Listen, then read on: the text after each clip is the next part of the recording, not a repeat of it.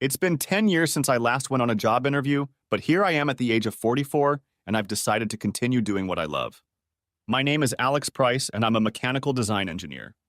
I'm new to the area, and truth be told, this company used to be one of my biggest competitors. I have a feeling they will offer me a job when they see what I have to offer them. Soon, hopefully, things will fall into place. My plan, that is, my plan to get rid of my cheating wife. I met Holly in 1993, and even now I can picture her in that time. She was beautiful and so confident. I, on the other hand, was shy and introverted. I guess being raised by a bossy bitch mother has that effect on a guy. She also had help from her ugly sisters. Their names were Megan and Anna, and they bullied me my entire childhood. Megan was the oldest and 13 years older than me. Anna was 10 years older. Apparently, I was a mistake and was not planned, and they all blamed my birth on my parents' breakup. My father left home in 1977 when I was 5 years old and never came back. It wasn't until recently that I learned the truth. "Come on in, Mr. Price. Nice to meet you."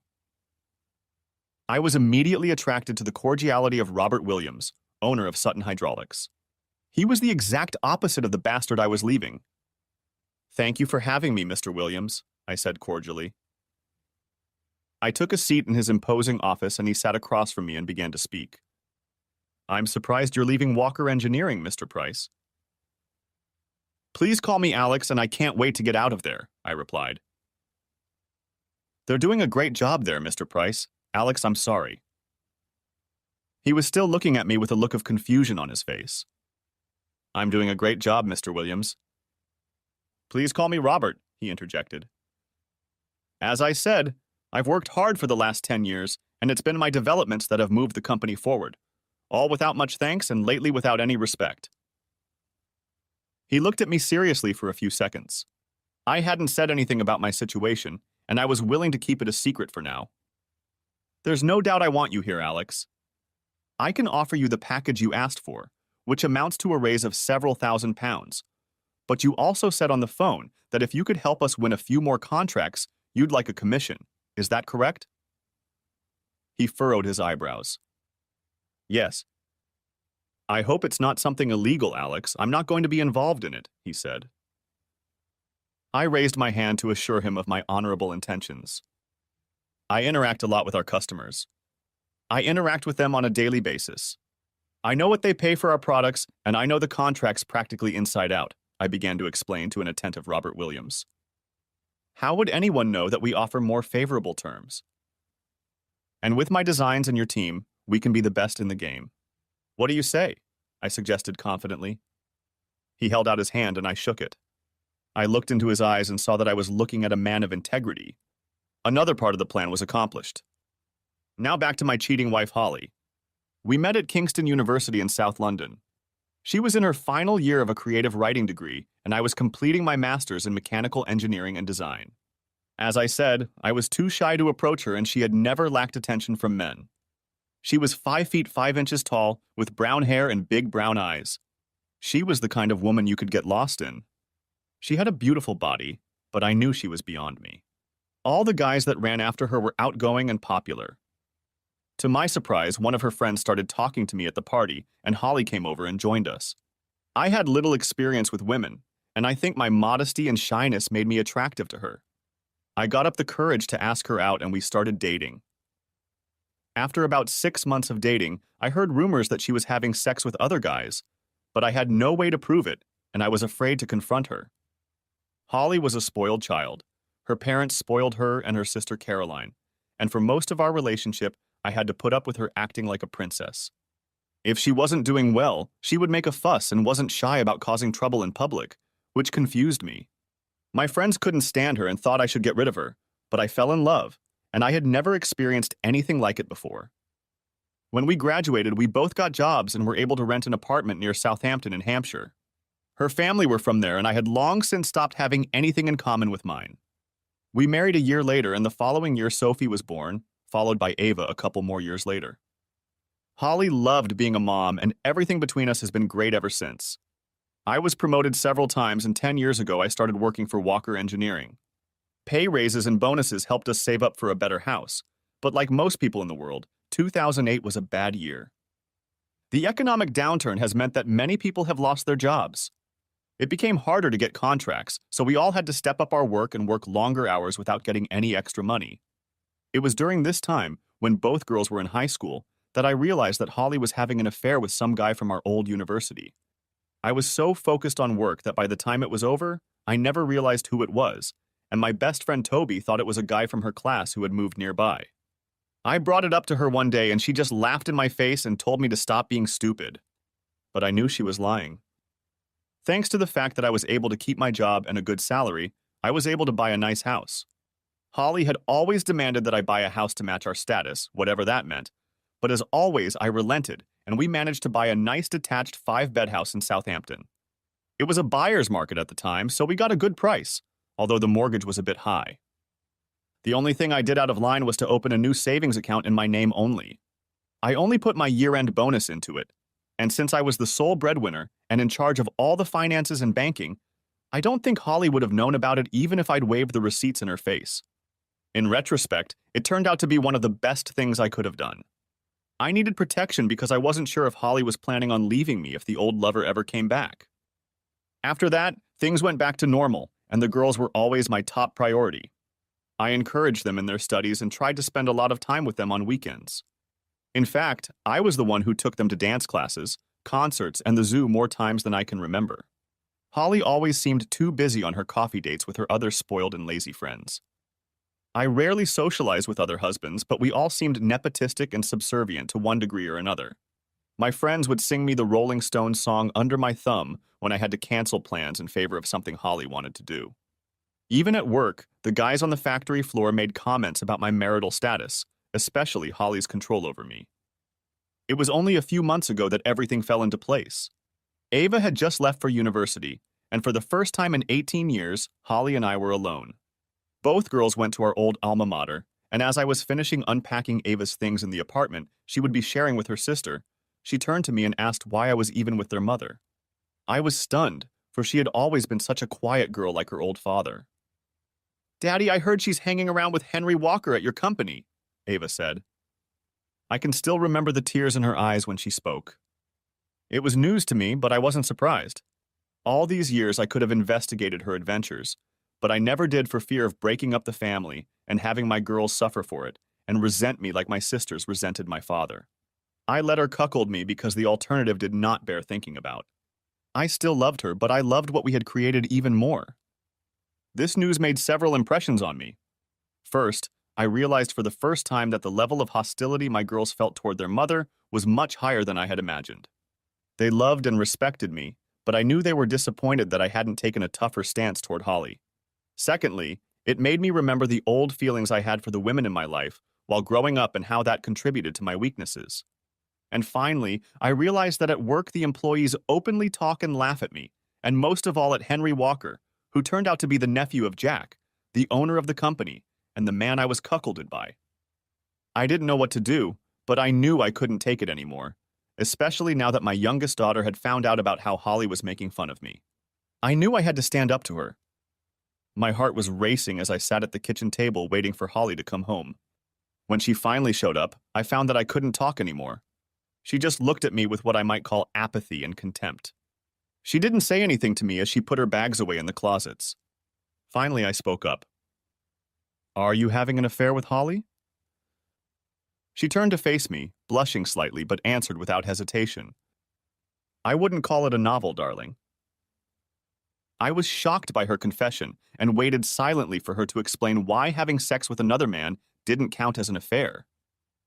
"You're a wonderful person, Alex. You're a great provider and my best friend. But there are things you can't provide for me, and I'm not ashamed to say I want all of it," she said bluntly and openly.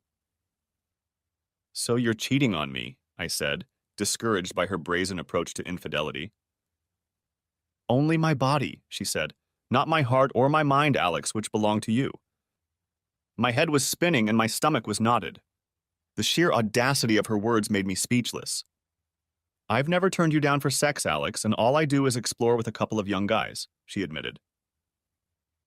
"What?" I shouted. I didn't raise my voice once, and my reaction took her by surprise. She walked around the table and took the seat across from me. "Don't yell at me, Alex," she said, regaining her composure. You admitted to cheating on me with 2 guys and I'm supposed to keep quiet, I replied. I love you, Alex, but this is how it's going to be. Deal with it or I'll still leave and be with them, she said, giving me both a threat and an ultimatum. I just sat there looking at her as her face softened. For a minute, I thought she saw the hurt on my face. Everyone does it these days, Alex. My girlfriends have had affairs with younger men and they say it makes for a better marriage, she said. I was shocked. I had a hard time taking it all in before, and now Holly was actually trying to justify her cheating by telling me that all her friends were cheating too. As for her opinion that it would make our marriage better, it was dismissive at best. She didn't care about the marriage or me, only the comfort and security I could provide. I spoke again. So I can have another woman, is that what you're saying, Holly? She stared at me for a few seconds, then laughed in my face. I sat in silence as she continued to laugh, trying to pull myself together. Yes, Alex. Come on, be serious. You have trouble talking to women you've known for years. What chance do you have of talking to someone else? She was blatantly mocking me as she continued to giggle, and I felt embarrassed and ashamed, but she wouldn't give up. That's the way it's going to be, Alex, so don't ruin a good thing. I'm still your wife. I still love you and I still come home to you every night. Don't ruin your life, don't complain about it, and don't do something you'll regret later. She left me at the table, thinking about what had just happened to my life, to my world. She talked so openly about her affairs that I realized she didn't care about me one bit. I didn't care that all her friends were whores, but that didn't give her the right to be one. Not only that, but she had the nerve to threaten me. I was angry, very angry. That night I slept in the spare room. I couldn't be near her, but around midnight Holly woke me up and asked me why I wasn't going to bed. Was she really that deluded? I knew she was a spoiled bitch, but really? Come on, Alex, get over it. That's the way the world works now. You're just acting like an old man, she said. I didn't say anything. I sensed her presence on the landing, peering into the spare room. Suit yourself, Alex. You'll be back in bed soon, I know it. You don't deny me anything, and you know as well as I do that I'll get my way, she said confidently. In reality, she was right. What had I done in my 22-year relationship that would indicate anything other than my unbridled devotion and willingness to go along with whatever she said and wanted? It was common knowledge that I was on her payroll, and now it was common knowledge among her friends and my coworkers that I was also a cuckold. I didn't sleep a wink, so I decided to go downstairs and watch TV. There was a show on about celebrities who trace their family tree, and while a lot of that flew past me, it got me thinking about my own family. I had no contact with my mother or sisters, but I started to remember my father. I remembered so little about him. Did he have a family? I guess he did. Why had he left, and was it as my mother said that he had abandoned us? Before I left for university, I found out from my brother-in-law that my father had died years ago, but my sisters denied knowing. That's when I decided to cut them out of my life. The next day, I was up and out of the house before Holly even showed up in our room. Thoughts of what she'd said to me were still swarming in my head, and I was desperately trying to focus on something more positive to get me through the day. I remembered the TV show from the night before and decided to make some inquiries about my father. The girls didn't need me as much anymore, and my wife was having sex with God knows who, so maybe answering questions about who and what my father was would keep me busy. Good morning, Alex. I turned to see who was talking and faced Henry Walker. The smug look on his face, as if he were ready to burst into laughter at any moment, made my blood boil. I just stared at him and said nothing. How's your wife doing? He asked, openly mocking me. I heard a few giggles from the grown men at the coffee machine. I just stared at them as they stood their ground. I walked past them as they continued to giggle at my expense. I felt like the whole world knew my business, and even my boss's secretary, Olivia, seemed to find my situation laughable and open to ridicule. Can I offer you anything, Mr. Price? Maybe a couple of balls? I looked up at her. What did you just say? I asked, looking into her eyes. She stepped from foot to foot and walked over to me. I told you there were no calls, she said, trying to suppress a laugh. I walked into my office and sat down at my desk. My day had gotten off to the worst possible start, and now I was a laughingstock both at work and at home. I tried my best to focus on my project, but the anger inside of me wouldn't subside. I decided to start looking for my father. All I knew was that he was born in Cambridgeshire and left us at the age of 38 in 1977, so I started looking for family history websites in the area. After a 30-minute search, I found that there were 14 people in Cambridgeshire named James Price, born in 1939. I knew that he might have died a few years before I went to university, so I was able to narrow it down to 3 possible people. I decided I didn't have time to search for each of them, so I posted a message on genealogy websites in each of the towns I found. As I sat in my office reflecting on the past 24 hours, I received a call from my boss, Jack. He wanted to talk to me in his office. Jack was a successful and wealthy man, but in his 60s he had been married 3 times. He was a cheater and a bully. He was one of those power-crazed types who demand respect but give nothing in return. Many times in the past I had considered leaving, but he always convinced me to stay. And yes, the money was the best around. The only thing I knew about him was that he was having sex with his secretary Olivia behind his 3rd wife's back. "It has come to my attention that your wife is playing a trick on you, Alex," he said sharply. "With your nephew," I snapped back. "Well, yeah, he's a temper guy. It runs in their family," he said, laughing when I stopped talking. "But that's what I want to talk to you about. I don't want this to affect the business, and family comes first for me, Alex. So if you get in trouble, you're the one who has to leave the company. Is that understood?" He spoke to me like an old schoolteacher punishing a child. I bit my lip as his impatient secretary Olivia hovered by the door. She was no doubt gathering information to pass on to her friends at the factory. Turning to leave, I wondered why a young woman like her would stoop to having sex with a dirty old man like Jack Walker. As I walked past her, I heard the giggling again. I lowered my head and walked out. As the door closed behind me, I heard explosive laughter that was clearly addressed to me. As I returned to my office, I realized that being here was not doing me any good. I had paid for my girl's education, and now all I was doing was funding my wife's infidelities. I was a pretty simple person. I liked my gadgets, but I could live without a big house. Most of my living expenses were Holly's indulgences. Weekly visits to the hairdresser and manicurist, her car and phone, and other unnecessary luxuries. I was usually happy at work. It was my place to be creative, and I was very successful. I was the one who designed many of the parts that were manufactured and sold here, and I was sure I could find work elsewhere. They just thought I was too weak, and they were right. I was not the confrontational type, and never made waves because I was content. I was good old Alex, a humble engineer that people could get around. I looked at the splash screen with a picture of the family on vacation, clicked my mouse, and my email page opened. Waiting for me was a message from a woman named Jennifer Holmes of the Cambridge Genealogical Committee. I was stunned at how quickly they responded, clicked the button, and read the message. I was stunned. Jennifer read my post asking for information about my father and contacted a woman who claimed to be his niece and had been on the same site many months earlier researching her family tree. Her name was Rachel Murray, and she was my cousin.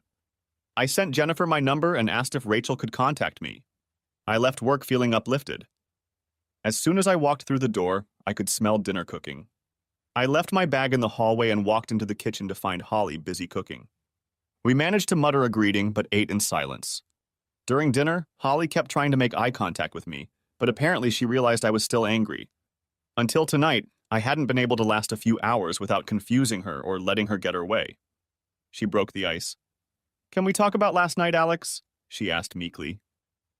"What's there to talk about? You explained everything perfectly last night. I'll either accept it or I won't, right?" For a few seconds, she looked at me with a look of regret on her face. But it didn't last long. She took a deep breath, cleared her throat, and continued. "You're a great husband, and you've never turned me down for anything, so please don't turn me down, Alexa." She was almost begging, as she always does to get what she wants. "If I'm so great, why cheat on me?" "Why make a fool of me?" I asked honestly. She panted and just brushed me off. She had no answer. She was just being selfish, and I was getting more and more tired of it. I couldn't do anything to make her happy anymore. How many hours I work to pay the bills and give her everything she wants, and all I get is disrespect and ridicule. I drive a 12-year-old Range Rover, and she drives a car that is less than 2 years old. "Listen, Alex, I have needs, and you just can't fulfill them. So either you can handle it like I know you can, or cede me to a younger man." "You mean Henry Walker?" "You could have used his name, Holly. Everyone knows he had sex with you," I interjected. "Yes, Henry and I are lovers, He's practically your boss, Alex, and one day he'll take over the company from his uncle, she said bluntly. So he's giving me what I need in bed right now, and if you don't relent and agree, I'll leave you and he'll give me everything else I want and need. I didn't say anything as usual. I just got up from my seat and walked into the office. I really wanted to hit someone or something, but instead I sank into my chair and screamed into my hands. Tears came to my eyes and I wanted to be anywhere but here and now. I found a tissue and wiped my eyes when the phone rang. I picked it up and heard an unfamiliar voice on the other end. It was Rachel. We talked for about an hour, and when I hung up, everything else went out of my head and a huge smile appeared on my face. Rachel was thrilled that I had decided to get involved with my father, and she had a lot to tell me. She was talking at 100 miles an hour, and I was having a hard time absorbing everything she was saying. I learned that my mom had actually kicked my dad out of the house and had lied to me my entire childhood. Sadly, he died in 1983 when I was only 11 years old. He died of alcohol poisoning, and his mother, my grandmother, always blamed my mom for his temper and mental state after he left us. Rachel told me that he really wanted to come back into my life, but was prevented from doing so. We arranged to meet up this weekend at her house in Cambridge. I was excited and knew the break would be good for me. The rest of the week dragged on. Everything was the same at home, but at work I was constantly being laughed at behind my back. Henry and his buddies thought it would be funny to hang a pair of panties on my office door. I looked at Olivia, but she didn't say anything. Inside the panties was a note that said, "Please go back to your wife." I was broken. I sat at my desk that day too and cried. I wanted to blame everyone but myself. I was glad when Saturday came. I told Holly I was going to visit a friend in London, and she didn't care what I was doing. I guessed that she would mock me, so her absence made it easier for her. The drive to Cambridge was a stressful one. The M25 highway proved to be a nightmare, as usual, and I ended up finding Rachel's house an hour after I was expected. This didn't seem to faze her as I was greeted with the best hug I've had in years. I was introduced to her husband Greg and 2 young children, Grace and William. Once the formalities were over, we moved on to talking about my father and my new family. Rachel had such a warm, unselfish personality, she and Greg were interjecting and finishing each other's sentences. I think they both couldn't wait to share our family story. During my stay there, we were joined by David and Lucy Price. He was my cousin and Rachel's brother. We got along very well and he added everything he knew about my father and family. After lunch, we went on a little trip where I had some time to think. When we got back, David and I talked about work and family life. He could tell things weren't going well, and for some reason I confided in both of my new cousins. They just told me not to put up with it and that they would support me if I needed anything. I was so grateful to them. I left Cambridge with a new perspective on things.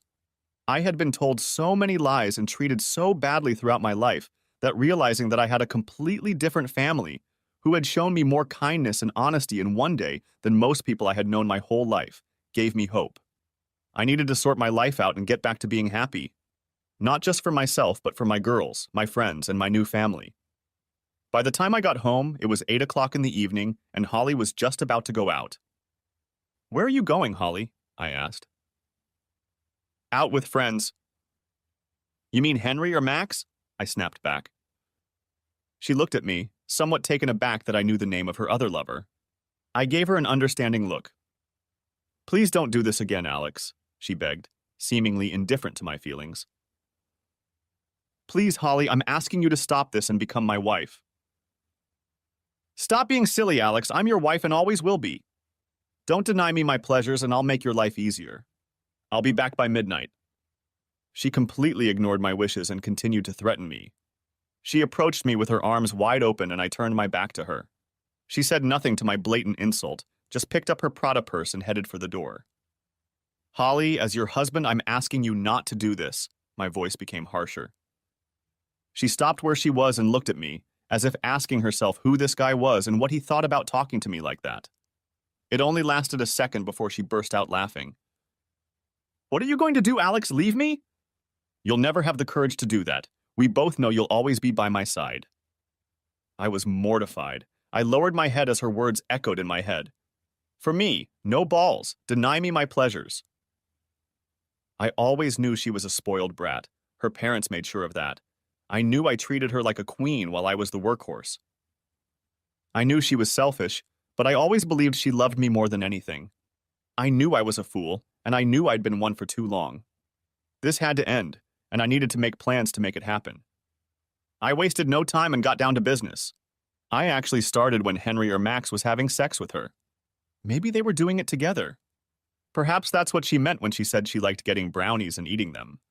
I provide her with security, protection, and material goods, while two young assholes had sex with her as they pleased. These thoughts were driving me mad, and I was starting to lose my concentration. I needed to find a way to destroy the last vestiges of my attachment to her, and I think I found it. I found the box I was looking for, and the particular picture in it. It was the only picture of my mom and sisters. I didn't think it would work, but I cut Holly's face out of the picture and pasted it next to them. I had no love left for them, and adding Holly's smirking face to the picture might help. I put it on the desk next to the monitor in my office. At about 12:45, I was finishing up work. I had pretty much decided what I was going to do in the near future. I had an idea of when I would be leaving, but it could be in a few weeks. I had time because Holly didn't expect me to leave. It might not work out, and I would definitely need help to pull it all off, but by now I had convinced myself that I would go all the way.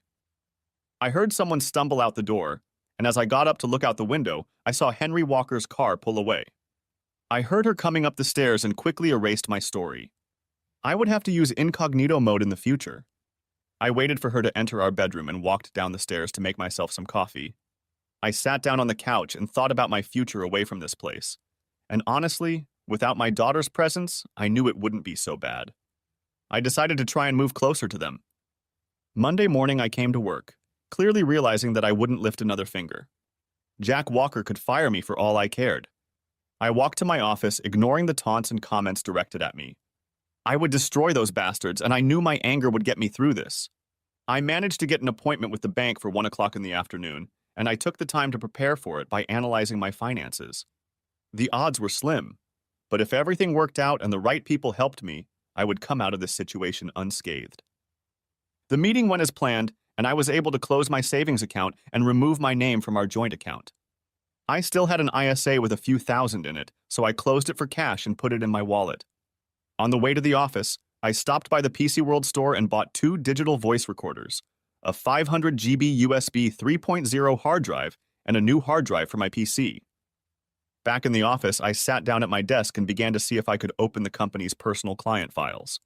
I'd seen a glimpse of them in Jack's office, so I knew they existed, but I needed his password. It didn't take me more than an hour to crack it. Ironically, his wife's name was his username, and the password was his name and 6-digit birthday number, Jack240656. I had everything I needed. I plugged the disk into my computer and loaded all the files onto it.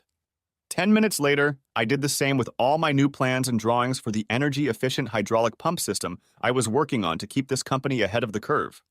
We were creating pumps for air conditioners, heavy equipment, and even the dairy sector. I erased all of my computer history, including all of my plans and all of my designs. Then I shut it down, removed the hard drive, and replaced it with a new one. I put everything in my bag and reinstalled Windows. I spent the rest of the day researching our competitors on my phone. I logged onto the Monster website to look for engineering jobs in the South London, Surrey area, and then left for the day. That evening, after another silent dinner, I went to my office. I discovered that one of our major competitors, going through a financial downturn, was looking for a mechanical engineer to help design and run the shop. It wasn't exactly what I wanted, but pretty darn close. They were offering a salary pound 10K less than my current salary, so I sent an email and attached my CV. That night, I decided to sleep in our marital bed, just so I wouldn't disturb Holly.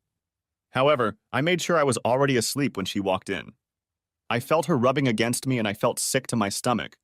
But as sick as it felt good to react that way. She became disgusted with me, and that would help me in the long run. The next day, I received a call from a very surprised Robert Williams of Sutton Hydraulics. We spoke briefly, and he couldn't believe that I would consider leaving Walker Engineering for his small company. He offered me the job almost immediately, but I insisted on an interview the next day. He accepted. Another important screw was put in place, and the wheels started turning very quickly. I had a lot of free time, so I started looking for apartments in the area. I didn't need a house, and although there weren't many options, I managed to find one very nice apartment to rent.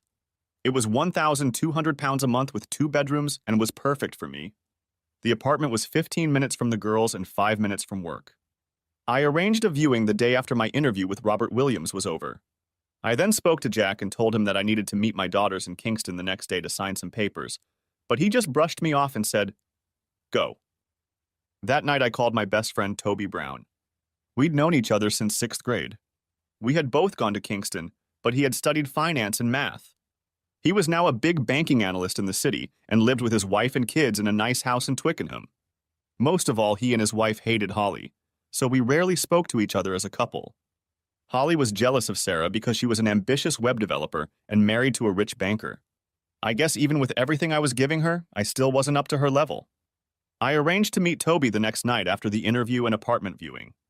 He knew I had something on my mind, but I told him I'd tell him all about it when we met. Along the way, I thought about many things. Today was important not only for my plan for the near future, but also for my future. At this point, I had no idea how the girls would react. Until the recent revelations, I had planned to retire at 55. I was thinking of investing in a villa in Italy or somewhere else. My mortgage would be paid off when I turned 50, and the extra 5 years of work would allow us to accumulate a nice little fund without relying on a retirement wallet. My new job was about 20 minutes away from the girls' apartment. The meeting went quickly. The apartment was perfect, so I had plenty of time before meeting Toby, so I grabbed lunch for me and the girls and headed to their apartment. They lived together, and I was paying half the rent. As I approached the house, I didn't know what I would say to them. I didn't know how often they talked to their mom, but I knew I didn't want to hide anything from them. When they saw me, they ran up and grabbed me as I was already walking through the door. My smile could be seen from space. I missed them both so much. "Daddy, Daddy!" they shouted, laughing as if they were still toddlers. They led me into the house, and I laid out the lunch I had grabbed on the way. We sat and ate while they told me about their lives and schoolwork.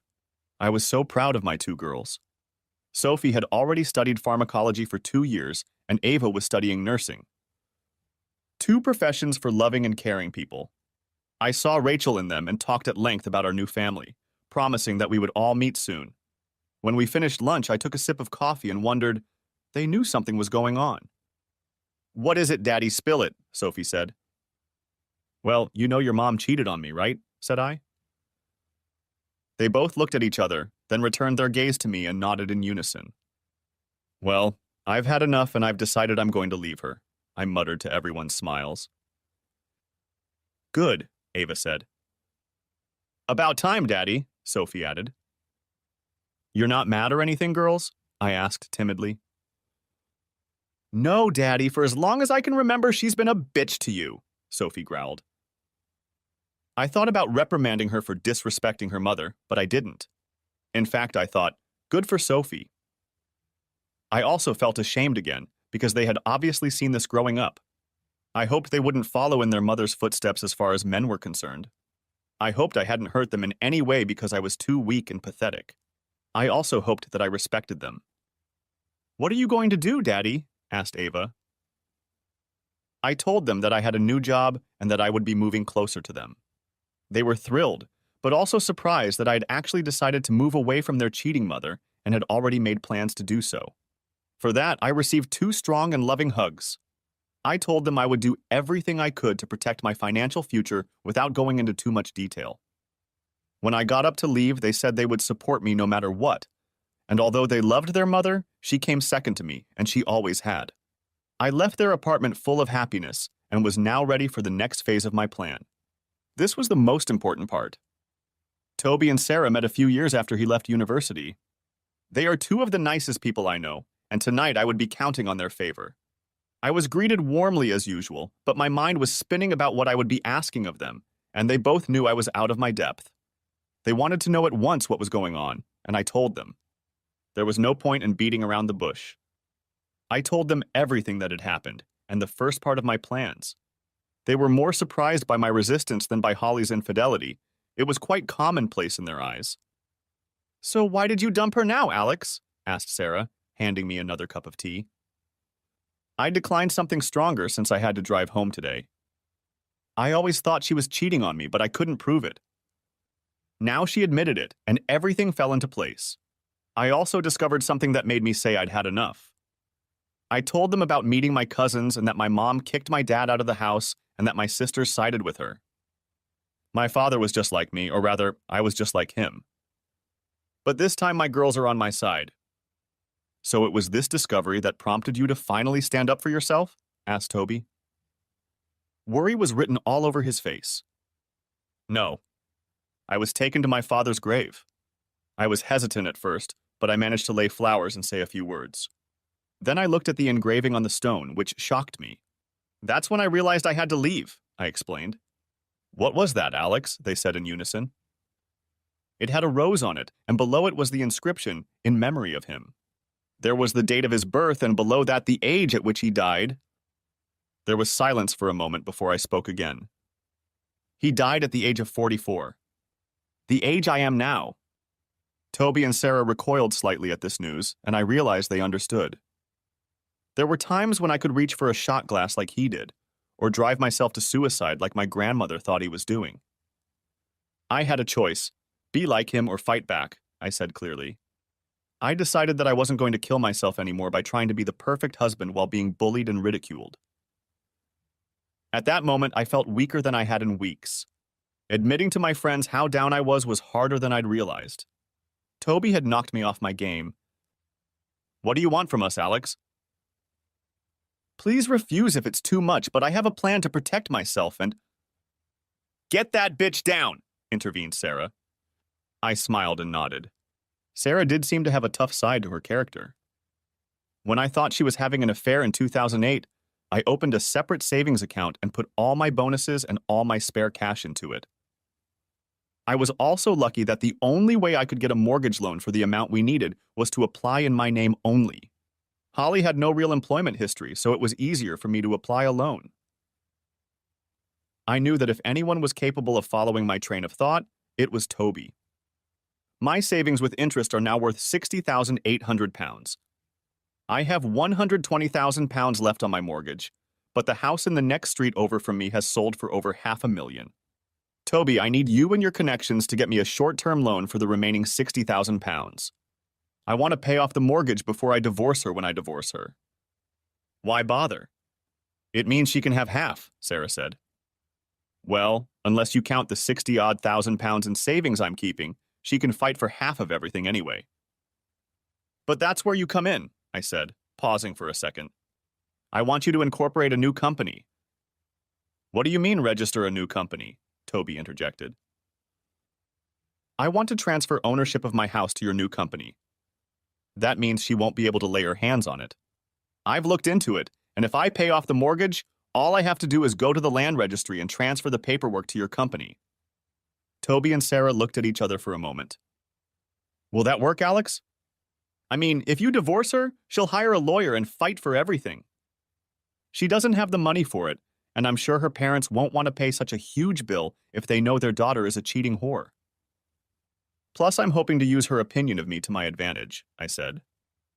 How? Asked Toby. She thinks I'm a coward who will never leave her. So I won't ask for a divorce until I sell the house. The property becomes cash, and by the time she realizes I'm divorcing her, we can move that money into a lot of different accounts. Toby just smiled at me and said, I never knew you had it in you, Alex. So you're going to help me? I asked. Oh, yes. I'll get right on it, but you know a good lawyer will try to trace the money, don't you? He said. Yes, but it will take a long time, and she won't be able to afford a big legal bill. After another hour of conversation, I headed home. All the pieces were coming together. On the way home, I decided that I wasn't even going to file for divorce. I was sure I wouldn't meet anyone else, let alone remarry, and that way I would have more time. I figured Holly wouldn't be bothered by my absence for at least a month. At that thought, I laughed to myself. By next week, I'd be gone. When I got home, it was almost 2 a.m. I looked in on Holly and she was sound asleep. No remorse is keeping her awake, I thought. I decided to go to the spare room. Thursday morning, I was up and out of the house before Holly even woke up. I wrote my resignation letter in the morning, and around lunchtime I called Toby. I've got good news, bad news, and then good news again, buddy. Okay, let's go in that order, I said, laughing. The good news is that I have registered the company. It only takes an hour at the company house, he said. The bad news is that to get a loan for the amount you need, You'll need some serious collateral. Something like a house, and that won't work for you. I was frustrated and scratching my head trying to think of something when Toby continued. Listen, Alex. You trust me, and I trust you. I've been talking to Sarah about this, and we've been thinking the same thing. I'll transfer £60,000 into your account right now so you can get on the case. Just give me the money back when you find it, okay? I was stunned. If he could see my face now, he would realize how grateful I was. This is too much, Toby. You've done enough already, I interrupted. Just take the money and go do what you need to do, he said. You have no idea how much this helps me, buddy. I owe you a huge debt of gratitude. Just do it. Walk away from this disrespectful money-grabbing scammer and be happy. That's all we care about. I gave him my details and ended the call. My next call was to the bank for a meeting the next day. After work, or lack thereof, I drove to the local Land Rover dealership. I knew the guy because that's where I bought Holly's Range Rover Sport about 10 months ago. In fact, I was still paying for it. I had an idea on how to get some more money. Hello, Mr. Price. Have you finally decided on a new car? John Reeves met me at the entrance. He was the owner of the dealership. No, John. I wanted to discuss selling my wife's car and paying off my debt, I said, looking more pleased than I should have. I hope everything's okay? He asked.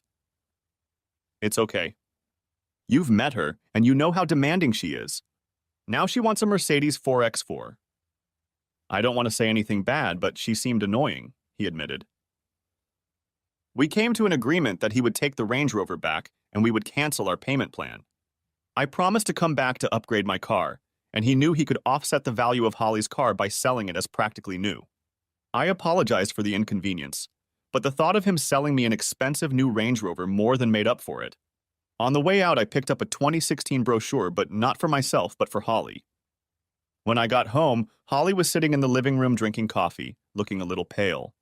I took off my jacket and threw my bag on the floor. Everything okay, love? I asked through clenched teeth. Yeah, just feeling a little tired, honey, she said, taking a sip from her mug. She held out her arms as if wanting me to hug her and make her feel better. I ignored her, went back to my bag, and pulled out a brochure. I know what will make you feel better, I said. I walked over to her and sat down on the coffee table across from her. She looked confused at the empty seat next to her and back at me. What have you got there? She asked, looking at the pamphlet. Your car is almost a year old, and I was at the dealership today and saw their new model. It's awesome, I said as her eyes lit up.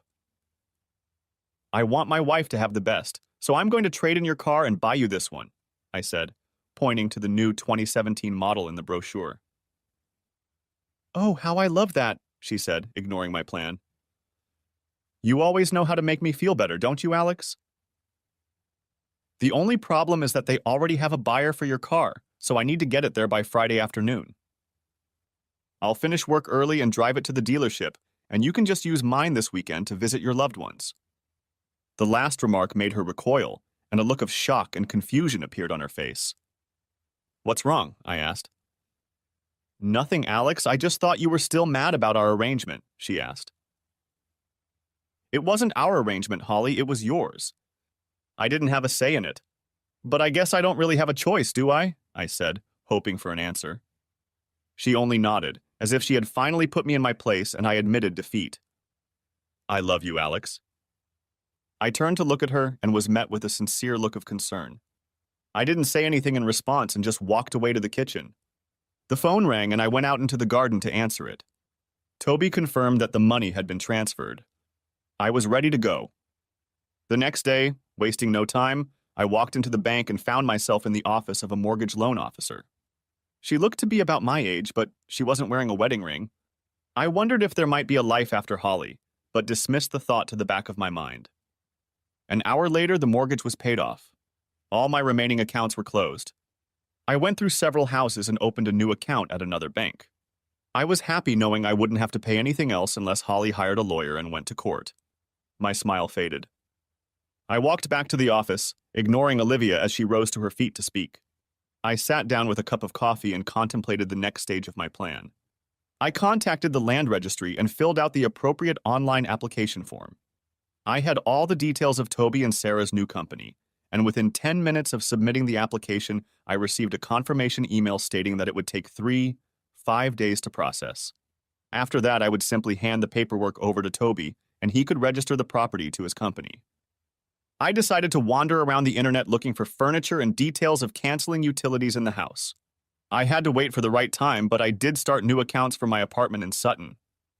I finally have one more thing left to do, something I've been putting off. I knocked on Jack's door. Olivia was there with him, of course. That dirty old bastard usually fiddled with her on Fridays, and I seemed to be interrupting their lovemaking. She left us alone. "What can I do to help Alex?" he said cheerfully, escorting Olivia out of the room with a glance. I put my resignation letter on his desk. He looked at me with a silly grin on his face. "What is it?" he asked. "I have resigned," I replied. "I think it would be best if I left at once. Given the situation with our families, I doubt you'll want me here for too long." He looked dumbfounded. "I'd appreciate it if you could have my P45 ready by Monday, and please don't tell anyone about it. My wife doesn't know," I said defiantly. But you can't do that. We need you," he said pathetically. "Not as much as you need your nephew. I'll be here on Monday to pick up the last of his things."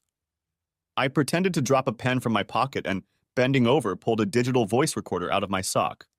I managed to attach a pin to it, and standing up, I pressed the record button and slid it under the seat and into the wooden frame. "If that's all Jack needs, I've got things to do." "Okay, Alex, but don't come crawling back when you're out of money. Your money is the only thing keeping that cheating wife with you. Do you realize that?" "Of course I know that, Jack." "I wish my wife was as faithful as yours," I said, smiling. I knew that hit him where it hurt. I turned and walked out of his office. An hour later, I drove home and picked up Holly's car and magazine. I drove to the dealership and dropped off her car. Fortunately, John Reeves offered to drive me home, and I gladly accepted.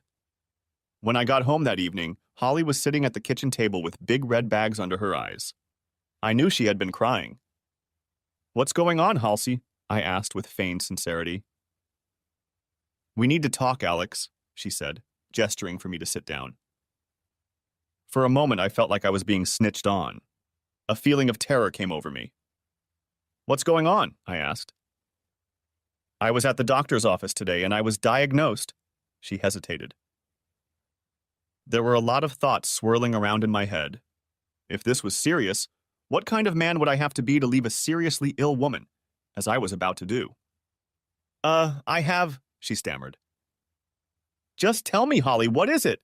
I begged her to spit it out. "I have gonorrhea," she finally said, bursting into tears. I laughed. Hell, I laughed, and she just stared at me. "It's not funny."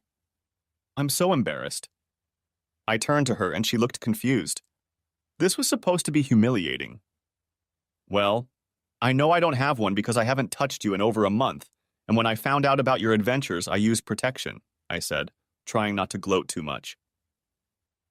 "Oh, so everything's fine with you so far, is that normal?" She was silent. "Just take your medication and soon you'll be standing on your back again. Oops, I mean on your feet." "If looks could kill, I'd be dead by now." "Just find out which one of them gave it to you and tell them to take it to the doctors before it spreads the disease further," I said, getting up and leaving her crying at the table.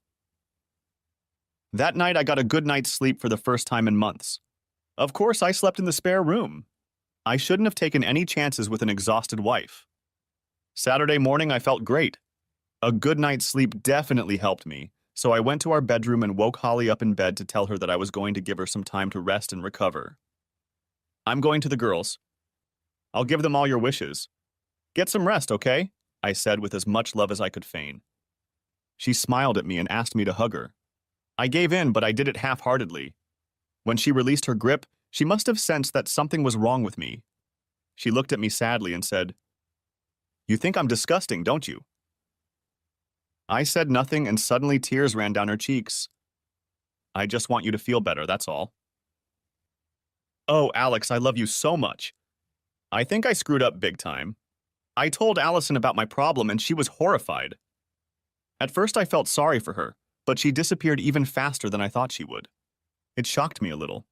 Then I realized that I had lost all love for the woman I had been married to for 21 years. Could she really have disappeared so quickly? Obviously she could because I was ready for it, and her situation couldn't stop me. Without saying anything, I left the room. I got into the car and drove away happily. Later in the morning, I was seated with the girls, and I told them everything that had happened. They were amazed, and I could see that they had a new respect for me. I told them about Holly's little trip to the doctors, which they found hilarious. I shouldn't have laughed, but I couldn't help it, and it suggested to me that maybe the girls really did hate her as much as I did. "What's she going to do about Daddy?" asked Ava. "She'll have to move in with her grandparents or convince one of her lovers to take her in." I have a feeling those two degenerates were only interested in having sex with a married woman and bragging about it. I doubt they would want to have a relationship with her. What do you think? I asked. They both just looked at me and shook their heads. That evening, I stayed with Toby and Sarah, who were hosting a dinner party attended by many of their friends and coworkers. Among the invitees were several single women my age, and I felt confident enough to strike up a conversation with them. The alcohol helped me approach one woman named Amy who caught my eye. She was a divorced friend of Sarah's, and as the drinks flowed, she even managed to talk me into dancing. It was a fun night, and it was what I really needed. A night where I wasn't thinking about Holly, the end of my marriage, or my plans to leave her, as if a weight had been lifted off my shoulders. When I got home late Sunday morning, I found Holly doing chores around the house. I walked into the living room, and when she saw me, she rushed over to me and hugged me. I just patted her on the back. "Where were you staying last night, Alex? I thought you were coming home," she asked. "Toby and Sarah had a dinner party, and I had too much to drink, so I slept on their couch," I replied nonchalantly. "That's not like you. Did you have fun?" she asked, giving me a wary look. I had to be careful not to give anything away, so I pulled out my phone and showed her some pictures. Her face soon turned red. "Who is that woman?" she asked angrily. "Oh, this is Amy. She's Sarah's friend. She made me dance. It was a lot of fun." I looked up from the phone and saw Holly staring at me angrily. The irony of her being mad at me didn't settle in my mind. She was mad at me for innocently dancing around when she was having sex with some guy every week. "I want to go with you next time." "I haven't seen the guys in a while," she said, returning to her normal color. I made my way to the kitchen and put the kettle on. Holly followed me. "Did you feel okay without the car?" I tried to fill the silent air with small talk. "I'm doing fine." "When is my new car coming?" she asked. "They said it would be delivered on Wednesday." I turned around and saw that she looked somewhat concerned. "But if you want to pick it up, you can come Monday afternoon and pick it up." "I have things to do on Monday, getting my hair done and going shopping with my sister," she replied, obviously not too concerned about the missing car. "I can drop you off in town to meet your sister, and then you can have her drive you to the dealership. And then you can come back in your new Range Rover," I said with an excited grin. She smiled and came toward me with open arms. I turned back to the kettle, pretending not to notice her. The rest of the day, Holly was by my side, and I felt awkward. She kept trying to kiss me or hug me, and I kept making excuses to leave. I think she realized what it was about, because when I went to bed, I saw that she was crying again. "Good night, Holly." "Will you sleep with me tonight, Alex? I want to snuggle up to you, and I want you to tell me everything's going to be okay." I didn't feel anything. "Not until you get permission from Dr. Holly." "I'm sorry, but you made your own bed," I said stiffly. "Well, when I get better, I'm sure I can find a man who wants to get into bed with me." "I still have a lot of lost time to make up for," she snapped bitterly. I laughed to myself. It took longer than I expected, but here she was. The bitch was back. All regrets of Friday night were gone. For the last 21 years, I would have fallen for her shit. But this time, I ignored her tears and headed for the spare room. Last night in my house, and she would be in the spare room. I was also glad she said those words. It removed any sign of doubt I might have had. I looked at my picture of her and my sisters, and all I felt was hatred for her. She was nice when she wanted something and a bitch when she couldn't have it. Monday morning, I woke up early. Holly woke up early, too. She had an appointment with her hairdresser at 8:30, so I drove her into town as planned. "Don't forget to take a cab to the dealership around 2 in the afternoon. They're waiting for you," I said, ignoring her attempts to kiss me. I drove off, knowing that this might be the last time I would see her. Somehow I was afraid it wouldn't happen, but it would be as long as I could make it happen. On the way out, I called the cell phone company and canceled both of our contracts. I pulled over to the side of the road to pay the fine on my card. They informed me that the phones would be working until 5 p.m. Great. I then went to the office to pick up my P45. I entered the factory and there was a solemn atmosphere. The news of my departure must have reached everyone, and for a brief moment I saw a look of fear on their faces. I did not know why. Walking down the hallway toward my office, I passed the coffee machine where the usual suspects had gathered. I wasn't sure if Max and Henry knew they both had sex with my wife or not. But they both smirked as they looked at me and exchanged jokes with the other assholes. "Good morning, guys," I said cheerfully. "Good morning, Alex. How's the wife?" They said this to the usual laughter. How that joke is still funny today is beyond me. "Not very much, I'm afraid," I replied. "One of you underdogs swiped it." I walked away in complete silence, and when I turned around, their jaws dropped and Max yelled something to Henry. I heard a big noise before I headed up the stairs. Olivia saw me coming and she half smiled, lowering her head. Maybe now I was getting some respect. Jack was at the door before I could knock. "I have what you need, so take it and get out."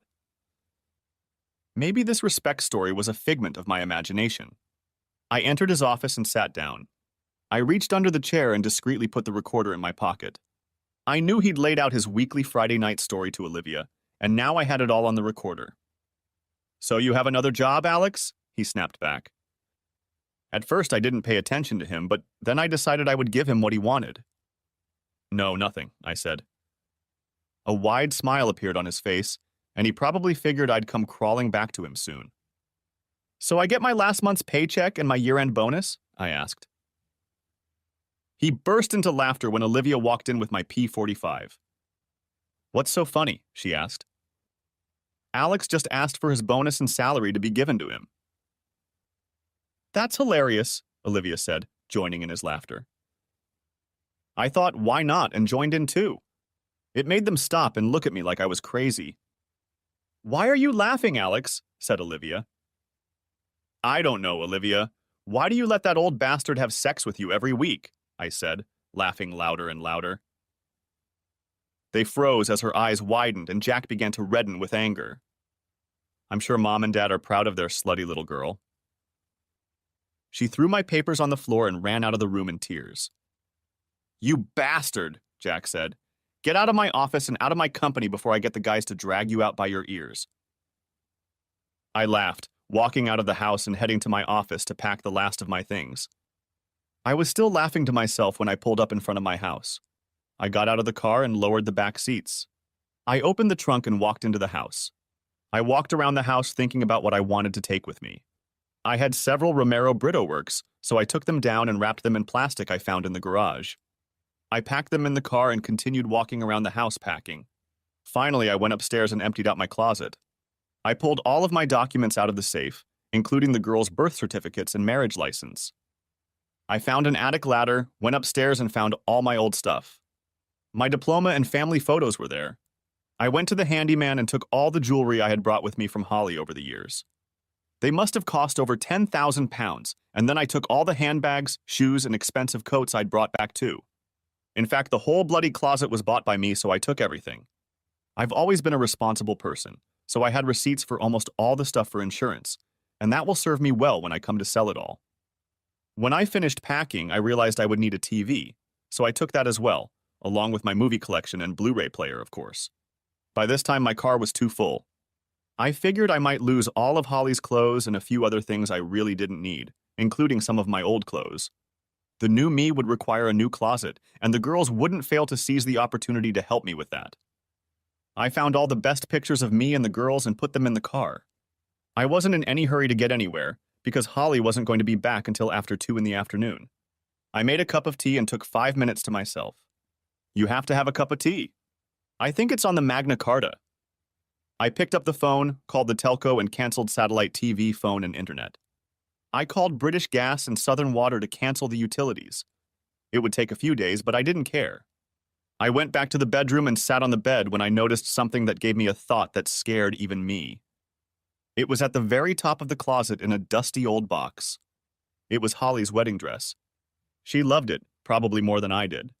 I took it off and then found our wedding album among the box of pictures on the bed. Grabbing the duvet cover, I gathered up all my things and headed out into the garden. Once outside, I walked to the middle of the garden and piled everything into a pile. I added all of Holly's clothes and her things that I knew I wouldn't be able to sell. I made sure to leave only her underwear because I didn't want anything to get contaminated. I went to my car and locked all the doors. I was ready to leave, and when I looked at my watch, I saw it was only 1:45 p.m., so I called Robert Williams and told him I could give my P45 later that evening, along with the night shift. That way I could start work again tomorrow morning. He was thrilled, and I told him I was already working on plans to get new customers and improve the hydraulic pumps that would make it super competitive in the marketplace. I think he sensed my enthusiasm, and as I wrapped up the conversation, I hoped I had made his day. It was already 2 o'clock in the afternoon, and I was sitting there waiting for the call. Finding some paint thinner in the garage, I went out into the garden and poured it on my wedding dress. I was about to light the fire when the phone rang. "Hi," I said calmly. "What's going on, Alex?" yelled Holly into the phone. "What do you mean, Holly?" I asked sarcastically. "Don't play dumb, Alex," she continued. "Calm down, Holly, what's going on?" There was silence, and I heard her breathing heavily. I heard her sister's voice in the background. "I was told you didn't bring me a new car, you sold me mine." "Oh, yes, did I forget to tell you that?" said I. "What are you talking about, Alex? What's going on?" She started to panic. "Well, from now on, if you need a car, you can pay for it yourself," I said, trying to stay as calm as I could. My heart was pounding frantically. I don't understand, Alex," she said meekly and confused. "You heard me perfectly well, Holly. If you want it, you can buy it. Now, if you'll excuse me, I need to clean up the kitchen." What, is this some kind of sick joke?" I didn't say anything. "We'll talk about it when I get home, Alex." "I'm not satisfied with being coddled," she shouted. I was silent again. I heard her panting as if she was pacing to her sister's car. The slamming of the door confirmed it. I knew she was on her way. In this condition, she could convince her sister to be here in 5 minutes. "Alex, Alex, Alex." "Yes," I replied almost too calmly. "You said you were in our kitchen?" she asked, suddenly realizing what I had said. "Yes." "Why aren't you at work?" she asked. I didn't say anything. "Alex, Alex, Alex." Her breath caught, and I could hear the panic and confusion in her voice. I hung up the phone as she continued to call out my name. I went outside, struck a match, and lit the fire.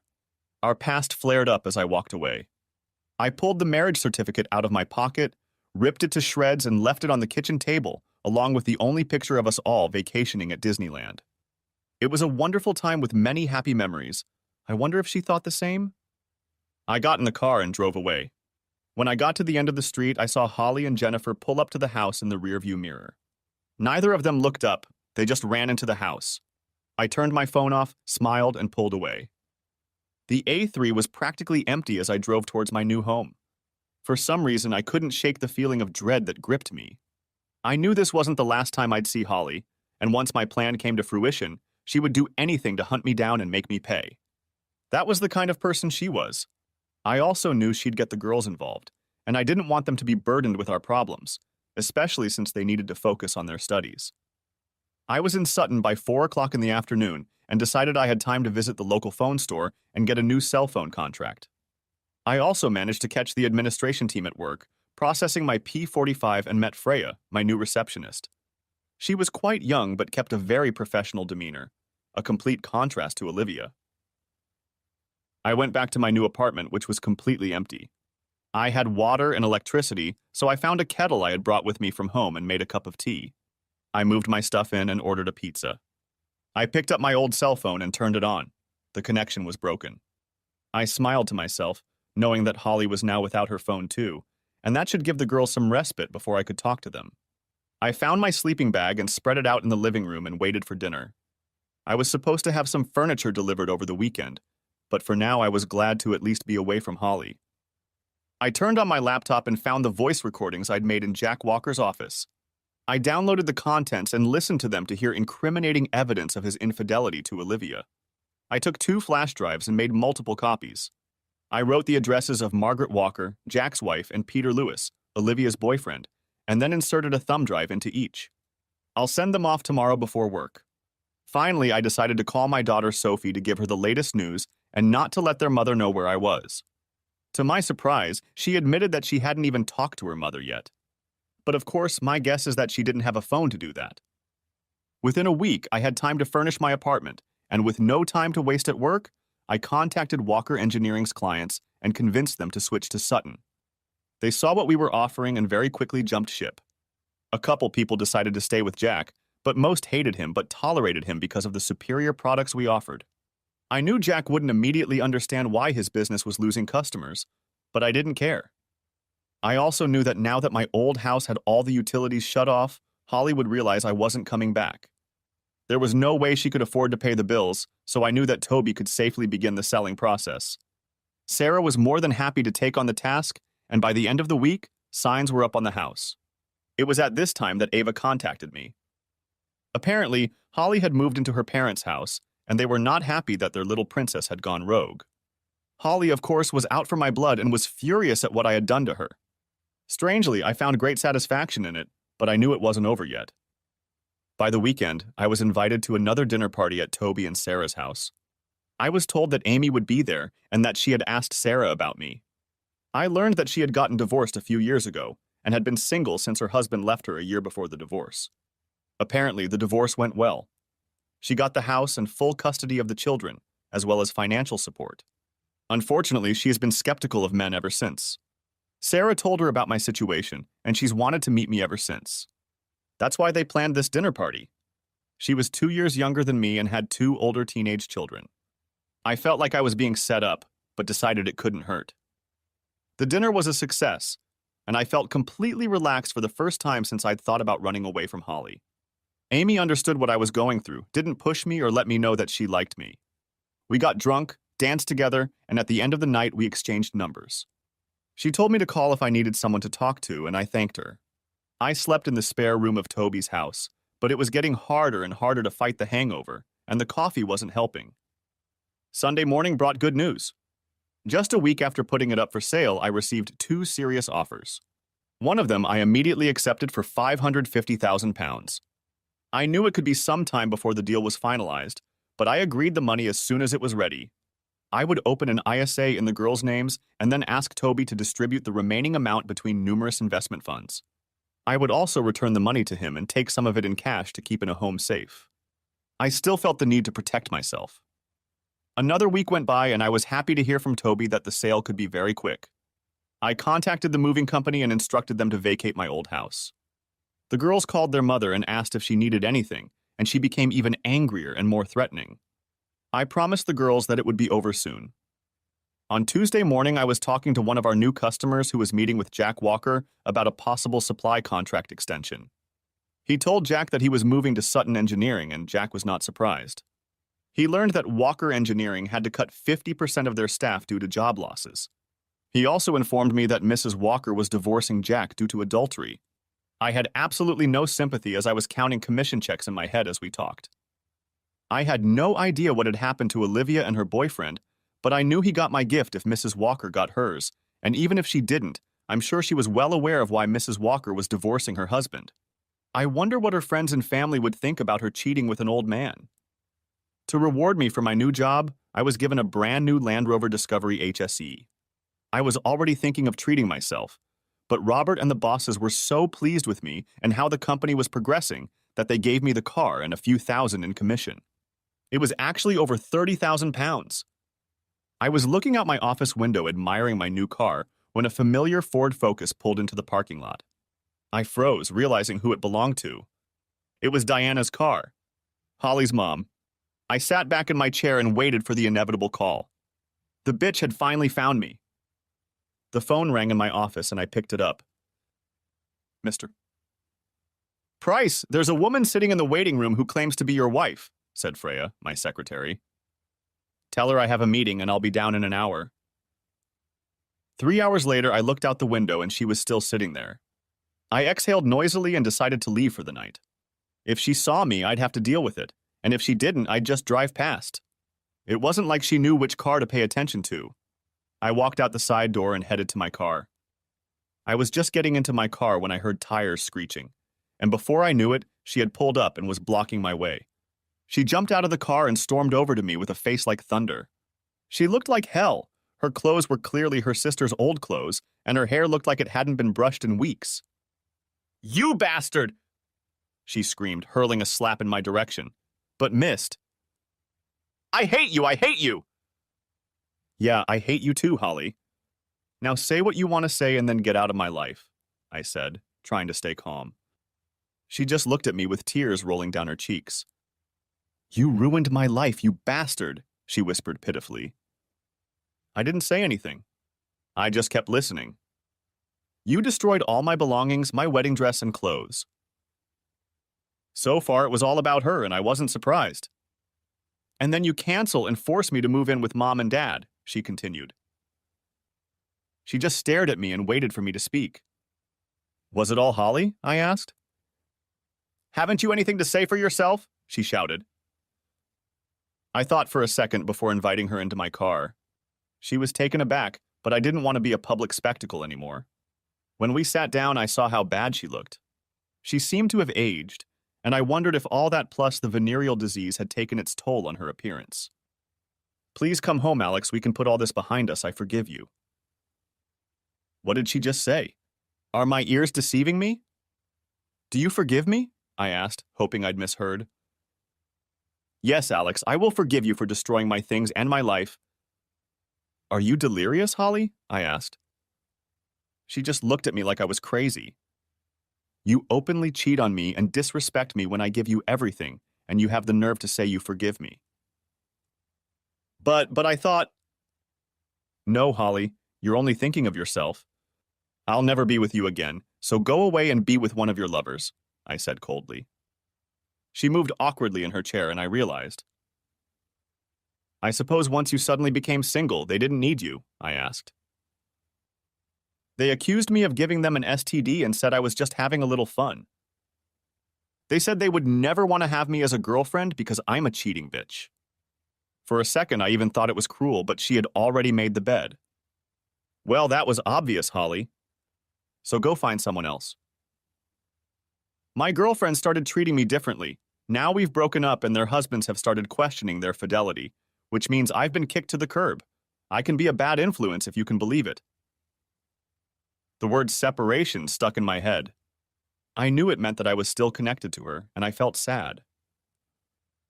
"My parents are disgusted, and everyone in town has heard about my venereal disease, no doubt thanks to my so-called friends and lovers.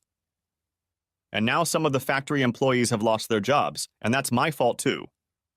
The truth was that she herself was partly to blame for all the bad things that had happened to her. But I felt sympathy for her. She had messed up and was paying the price, but how great that price was. She had a beautiful life, and she ruined it because of greed and disrespect. However, I knew I had to move on with my life. "I have nothing left, Alex. I need you, and I want you back in my life. I have no money, no job. When will I get my share of the house?" "Here it is." "You've never once told me you love me." "You just need me, Holly, and I don't need you. As for the house, I didn't pay the mortgage and I lost it," I lied. Her eyes widened and her jaw dropped. She was shocked by my words, but at least I knew how this visit would turn out. "I want a divorce," I said. "No, please, Alex, of course I love you. Over 20 years together, and I made a little mistake and you're burning me out. A very big, unforgivable mistake, Holly, and I'm never coming home to you." "Please, Alex," she shouted, and her screams echoed throughout the car. "I need a clean break, and if you agree, I'll give you £30,000 in cash," I offered. I saw her face change, and the tears were replaced by a new determination. "No," she shouted. "I will fight you in court for everything." "There's no way you'll lose the house. You're too smart for that." "Damn it!" She was right, and now I'm on her hind legs. "All right, Holly. I'll say this," I began. "You're never going to get a penny from me." She moved her hips and moved forward toward me. I'll fight you for anything and more, Alex. You have no money, Holly, and I'll move my assets so much that you'll spend a fortune trying to find the money. I'm smart, so by the time your lawyer finds it, you'll have run up a bill that will negate any benefit. I suggest you take the money I'm offering, or I'll give it away too. It's up to you, I said sternly, keeping my eyes on her. You bastard! I loved you and bore you children, and this is how you treat me? She said angrily. Thanks to me, our girls will go far. They won't be liars and cheats. They'll be selfless, not selfish like their mother. So take the money and get out of my life. My anger started to surface, and she looked at me like I was a stranger. All right, she hissed. I'll take the money and agree to the divorce. Okay, I'll set it up. With those words, she got out of my car and slammed the door shut. A few seconds later, she sped out of the parking lot. The next day, I filed for divorce on grounds of adultery, and a week later, I arranged to meet Holly at the girl's apartment. The sale of my house went through, but I wouldn't put any money into it until the papers were signed. We tried to be polite in front of the girls, but it wasn't easy. I handed Holly the money and she signed the papers. I kissed the girls goodbye and wished Holly good luck. When I was about to leave, she burst into tears again, but I had a feeling it was for the girls' benefit. Sophie and Ava looked at me and raised their eyebrows. They knew. I'll see you next weekend, Dad, Ava said as I walked to the door. I went back into the room. Holly was still sobbing, and no one was paying attention to her. I suddenly realized what Ava was talking about. Oh yeah, the Coldplay concert. Everyone's looking forward to it. Are we going to meet you in London or drive together? Asked Sophie. I'll talk to Amy and let you know during the week, I said one last time before I left. On my way out the door, I heard Holly yelling something, but I chose to ignore it and left.